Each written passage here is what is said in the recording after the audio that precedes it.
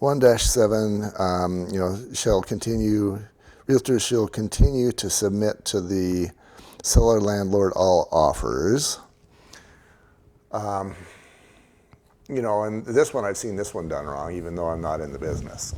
So let's say you've got an offer for $300,000 for this property, and then somebody submits another one for $275,000. You're like, my client doesn't care about this crappy offer. But you kind of have to. That's what I'm gathering. Is that right? I just did that this weekend. We had multiple offers on one of my properties. One of them came in $90,000 below list price. Mm-hmm.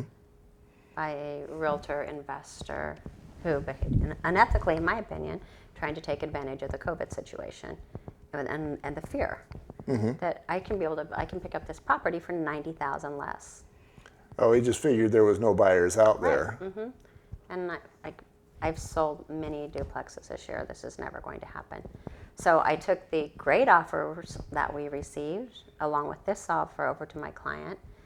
And we agreed that because we decided until noon on Friday to accept an offer, that we wouldn't accept an offer on that time because he wanted to honor his word. So I was fortunate in that.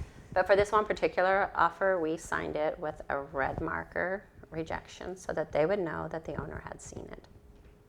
Nice. And then, I understand. With red. The red is the in your Sharpie, face. Yes. It was like the big F on the paper. With a big frowny face all over that says you suck. Yeah. Okay.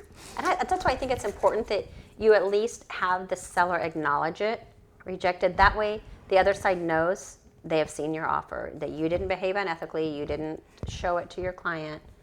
Even if the two offers were similar, let's say I was the listing agent and I brought a buyer, so now I've got limited agency. Mm-hmm. In that instance, I make sure every offer is signed by my seller so that every agent knows my seller had the opportunity to choose your offer and he chose not to. Right. So there's two tasks. One is you've got to get that offer to the owner, and the other is you've got to prove that the owner saw it by getting that documentation back to the... And you could always show that through DocuSign or .loop so that it was sent to them. Uh-huh. But I think it's one step more towards being professional to get that signature that says we're rejecting or we're taking you as a backup offer, that sort of thing. Yeah. Right. I still like the red frowny face. Oh, trust me, it was fun. I went and grabbed my red pen and walked right next door to my neighbor and said, "Hey, we have an offer." It was fun. Okay. And then I have realtors shall not be obligated to continue to market the property after an offer has been accepted by the seller landlord. So they don't have an obligation. They can. They can. Just let your owner know what you're doing. Yeah. It's all about communication. Absolutely. And then you need to explain to them, if you do accept another offer, just the legalities of it. Mm-hmm. Then they might want to talk to an attorney to make sure they're not, entering into two contracts to sell the home to two different people.